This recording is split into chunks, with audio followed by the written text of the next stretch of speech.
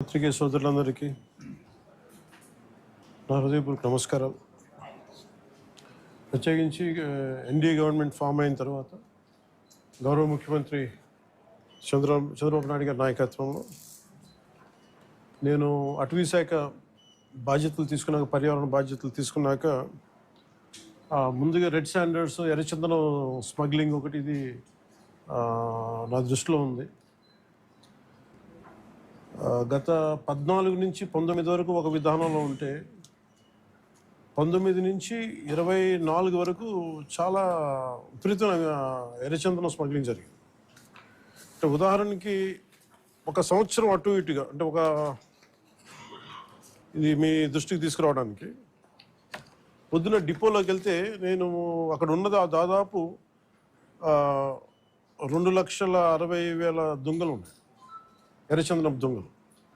అంటే కనీసం 2 దొంగలైనా కలిపి ఒక చెట్టు అనుకుంటే ఈ 6 సంవత్సరాల్లో 5-6 సంవత్సరాల్లో 1,30,000 ఎర్రచందనం చెట్లు అడ్డగోలుగా నరికేశారు. ఇది మనకి ఆన్ రికార్డు మనకు ఉంది ఇప్పుడు. సో నేను మిగతా అధికారులందరితో మాట్లాడుతున్నప్పుడు దీని విలువ ఎంత ఉండొచ్చు అంటే, యాజ్ ఆన్ నౌ మార్కెట్లో ఇప్పుడున్న 40 లక్షల టన్ను అనుకుంటే, మెట్రిక్ టన్ను అనుకుంటే, దాదాపు 2,000 కోట్ల నుంచి 5,000 కోట్లు ఇప్పుడు మనకు ఉన్నది.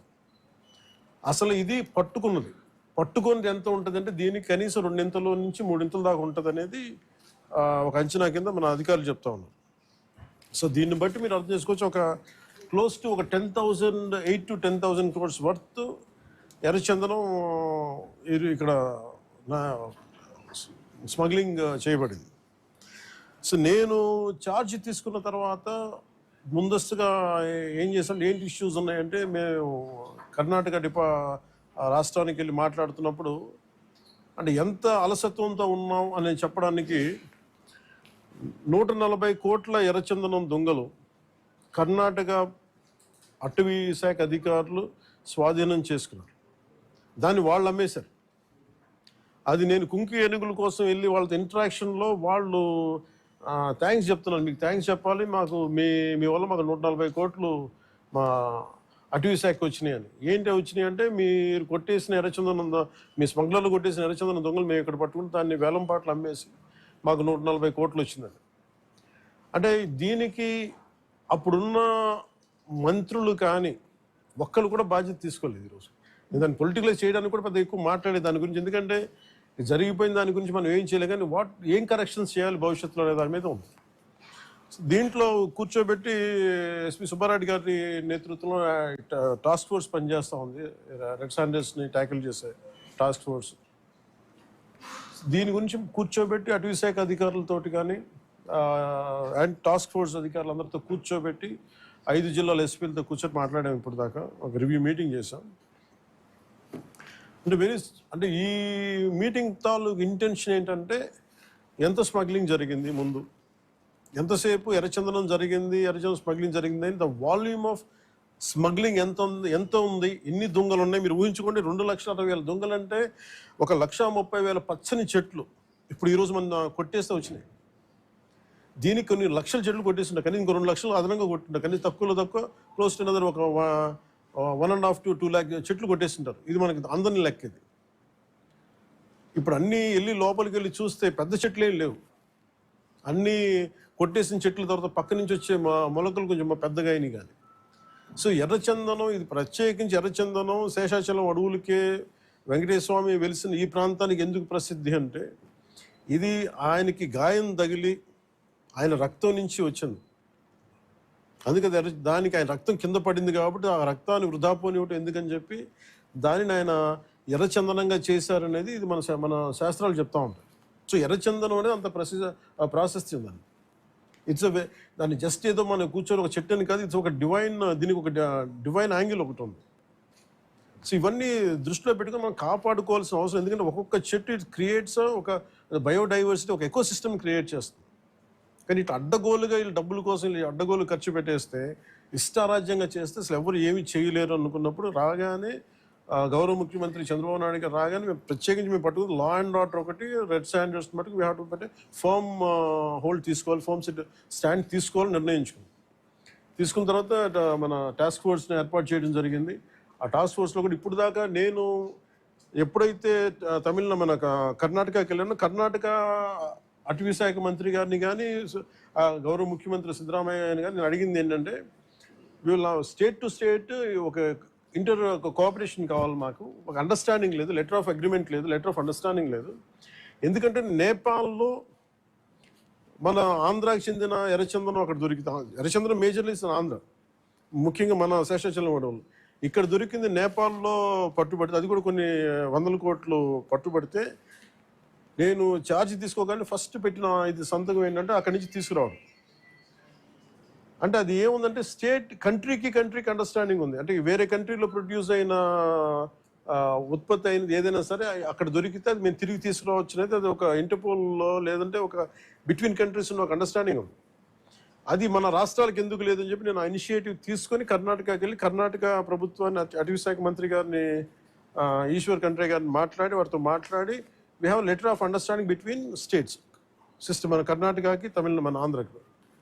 అలాగే మనకి భూపేంద్ర యాదవ్ గారి దగ్గరికి వాళ్ళకి ఏం చెప్పారంటే, ఇది మీరు అన్ని స్టేట్స్కి మీరు అప్లై చేయండి మీరు అని ఆ రోజు కోరితే, తర్వాత రిపీటెడ్ మీటింగ్స్ జరిగినాయి, 2-3 మీటింగ్స్ జరిగినాయి. 5 మీటింగ్స్ తర్వాత నౌ అగ్రిమెంట్ అంటే ఏ స్టేట్లో ఆంధ్రప్రదేశ్ తాలూకు ఎర్రచందనం దొరికినా కానీ మనకి ఆ స్టేట్ మనకు తిరిగి అప్పగించేస్తుంది. అది ఎన్డీఏ ప్రభుత్వం తీసుకొచ్చిన initiative.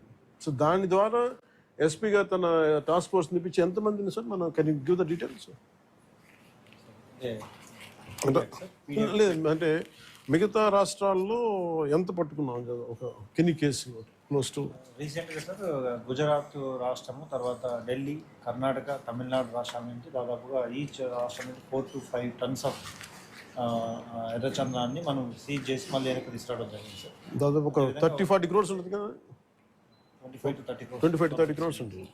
At the same time 149 persons other states ఏంటి, అదర్ స్టేట్ అఫెండర్స్ అందరినీ కూడా ఎన్బిడబ్ల్యూసీ ఎగ్జిక్యూట్ చేసి అరెస్ట్ చేయడం జరిగింది సార్. తర్వాత ఈ మధ్యకాలంలో మనం టాస్క్ ఫోర్స్ 83% కన్విక్షన్ని మనం రీచ్ అవ్వడం జరిగింది సార్. అలాగే ప్రత్యేకించి ఉమ్మడి కడప జిల్లా ముఖ్యంగా 2-3 జోన్స్లో చాలా విపరీతంగా జరుగుతుంది. అంటే అది చాలా అసలు విలువైన వుడ్, అది అసలు ఆ సిస్టమ్ అంతా ఆ అడవికి చాలా అవసరం. అది ఒకటి నేను గవర్నమెంట్ మన డిపార్ట్మెంట్, ఫారెస్ట్ డిపార్ట్మెంట్ అధికారులతో కూడా చెప్పింది ఏంటంటే, మొన్న రివ్యూ మీటింగ్లో కూడా ప్రత్యేకించి పేషి నుంచి నేను మాట్లాడుతుంది, ఎర్రచందనం ఏదైనా సరే మిగతా అవసరాలకు కావాలంటే తోటల్లో పెంచుకోవచ్చు, ఫార్మ్స్లో పెంచుకోవచ్చు, మేబీ అది వాళ్ళు వాడుకోవచ్చే. కానీ ఇది మటుకు ఈ అడవులకే పరిమితం అయిన, ఎందుకంటే ఈ ఎకో సిస్టమ్ని, ఈ బయోడైవర్సిటీని కాపాడేది మొక్క. సో అందుకని దీని మీద ప్రత్యేకించి మేము శ్రద్ధ తీసుకుంటా ఉన్నాం. ఈ ప్రత్యేకించి ఈ మీడియా మీకు ఈ మీడియా సమావేశం నుంచి నేను చెప్పదలుచుకుంది ఏంటంటే, to all the red sanders smugglers, 4 king పిన్స్ని ఐడెంటిఫై చేశారు. వాళ్ళని ఎలా పట్టుకోవాలి, ఏం తీసుకురావాలంటే దాని మీద చెప్పే కాదు కాబట్టి అవి టాస్క్ ఫోర్స్ కానీ state police and with help of forest department దాన్ని తీసుకెళ్తారు ముందుకి. కానీ రెడ్ శాండర్స్ ఇది వెంకటేశ్వర స్వామి గాయం నుంచి పుట్టిన చెట్టు. ఇది సెంటిమెంటల్గా దయచేసి దీన్ని శేషాచలం అడవుల్లోని ఎర్రచందనాన్ని దయచేసి ఎవరు కొనగండి. That's my first appeal. 2, ఎవరైనా సరే ఉపాధి లేక మీకు ఏదైనా కొట్టేస్తుంటే కన్సర్న్ కలెక్టర్ దగ్గరికి వెళ్ళండి, లేదా కన్సర్న్ లీడర్స్ దగ్గరికి వెళ్ళండి. స్థానికంగా ఇక్కడ ఎవరన్నా కూర్చోబెట్టి సహాయపడి దానికి ఏదైనా ఆల్టర్నేట్ ఎంప్లాయ్మెంట్ చేస్తాం తప్ప దయచేసి మీరు ఎర్రచందనం చెట్లలో నరికివేతలు మీరు పాల్గొనకండి. అలాగే మిగతా రాష్ట్రాల నుంచి వచ్చే వాళ్ళకు కూడా ఒక అవేర్నెస్ క్యాంపెయిన్ స్టార్ట్ చేస్తాం, తమిళనాడులో కానీ మిగతా చోట్ల నుంచి కానీ. ఆ క్యాంపెయిన్లో కూడా దయచేసి మీరు ఇక్కడికి వచ్చి దీన్ని మీరు కేసులో ఇరుకోవద్దు, అది చాలా ఫామ్గా చెప్తా ఉన్నాం. ఎడ్యుకేట్ చేస్తాం, అవేర్నెస్ ప్రోగ్రామ్స్ ఇస్తూ ఉన్నాం, ఇవన్నీ. అలాగే నేను అడుగుతున్నా, it's also create law and order problems. అది ఎలా చేస్తున్నారంటే, వీళ్ళు నరికి దొంగలు తీసుకెళ్ళిపోతున్నప్పుడు వీళ్ళని ఆపాలనుకున్నప్పుడు వీళ్ళు లైసెన్స్ ప్లేట్ లేని కార్లు కావచ్చు, లేదంటే అసలు ఇంజిన్లో కూడా చాసెస్ మీద నెంబర్లు చెడిపేసి దొంగతనం చేసిన కార్లు, అది ఒక చాలా క్రమబద్ధీకరణతో జరుగుతుంది, చాలా మెథాడికల్గా జరుగుతుంది. సో వీళ్ళకి మేమేం చేసుకున్నామంటే, 1 సింపుల్ వార్నింగ్ అందరికీ ఇస్తుంది, ముఖ్యంగా రెడ్ శాండర్స్ అందరికీ కూడా. రెడ్ శాండర్స్ని ఎవరైతే సపోర్ట్ చేస్తున్నారో, మీరు స్మగ్లర్స్ కావచ్చు, కొట్టేసే వాళ్ళు కావచ్చు, కింగ్ పిన్స్ కావచ్చు. It's a very firm warning to you all. Operation Kagar లాంటిది ఎక్స్ట్రీమ్ లెఫ్ట్ వింగ్ ఎక్స్ట్రీజంనే హ్యాండిల్ చేయగలిగినప్పుడు ఈ కంట్రీ, ఒక ఐడియాలజికల్ బేస్డ్ ఉన్న వాళ్ళే కూర్చోబెట్టి కష్టమైపోతుంది లొంగిపోతున్నప్పుడు మిమ్మల్ని తాట తీసి కూర్చోబెట్టేస్తాం స్మగ్లర్లందరినీ. It's just a political will అంతే. మీరు కనుక ఇదే పనిగా చేస్తే 6 to 9 months ఆర్ 1 year అదే పని ఆపరేషన్ పెడతాం మీ అందరికి. మీరు స్వచ్ఛందంగా ఆపారా మంచిది, మీరు ఆపలేదా ఒక 1 year 1.5 year ప్రత్యేకమైన special zone special operation create చేసి మళ్ళీ ఇంకా రెడ్ శాండర్స్ ఎవడన్నా తిరగాలి చెట్టు కొట్టాలంటే కూడా భయపెట్టే స్థితికి మేము తీసుకొస్తాం.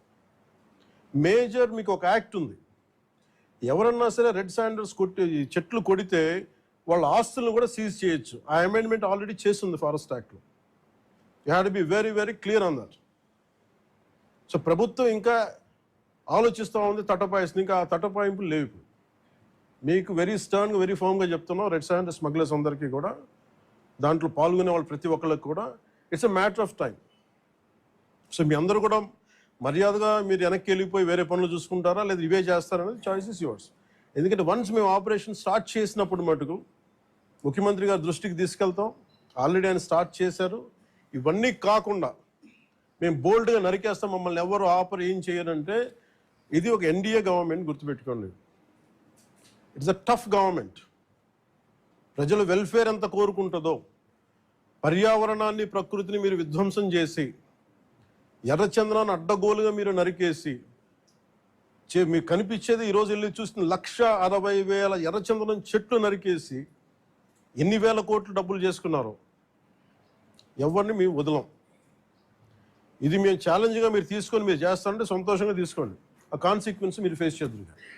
ఇది చెప్పడానికి మీ అందరికీ పాత్రికేయ సోదరులందరికీ తెలియజేస్తాం. Thank you sir. జై హింద్. సార్ కోర్ట్స్ ద్వారానా? సార్ కోర్ట్స్ ద్వారా అన్ని పనిష్మెంట్స్ ఉన్నాయి సార్ క్లియర్గా. నేను అనేది అంటే ఫస్ట్ ప్రైమరీగా ఏం చేయాలి సార్?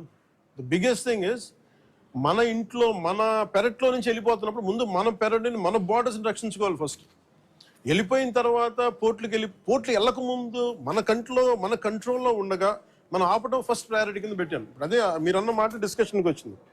వేరే స్టేట్లతో మాట్లాడటం, నేను కర్ణాటక వెళ్ళి మాట్లాడగలను, తమిళనాడుతో వెళ్ళి మాట్లాడగలను, లేదంటే ఎస్పీ గారు మన టాస్క్ ఫోర్స్ వాళ్ళు వెళ్ళి గుజరాత్ నుంచి పట్టుకొచ్చారు, సీజ్ చేసి ఢిల్లీ నుంచి సీజ్ చేశారు. ఇవన్నీ చేయొచ్చు. కానీ వాటన్నిటికంటే ముందు అసలు ఇక్కడి నుంచి ఒక మొక్క కూడా కొట్టకుండా ఉండి. ఎందుకంటే రాజస్థాన్లో వైష్ణవైట్స్ ఒక చెట్టు కొడితే దానికి ఒక యుద్ధాలు జరిగింది.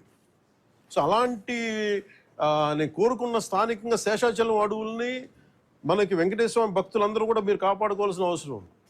ఒక్క చెట్టును కూడా కొట్టకుండా చూసుకోవాలి. నిజంగా అది మీ భవిష్యత్తులో ఫర్నిచర్కి ఏదైనా కావాలనుకున్నప్పుడు చాలా చోట్ల ఫామ్స్లు పెరుగుతుంది. దయచేసి మీరు దాన్ని పెంపొందించేలా చూసుకోండి తప్ప దయచేసి శేషాచలం అడవుల్లో ఉన్న ఎర్రచందనాన్ని దయచేసి ఎవరు కొనొద్దు. దయచేసి దాన్ని ఎంకరేజ్ చేయండి. Thank you sir. అన్నీ ఉన్నాయి sir. I will let you know.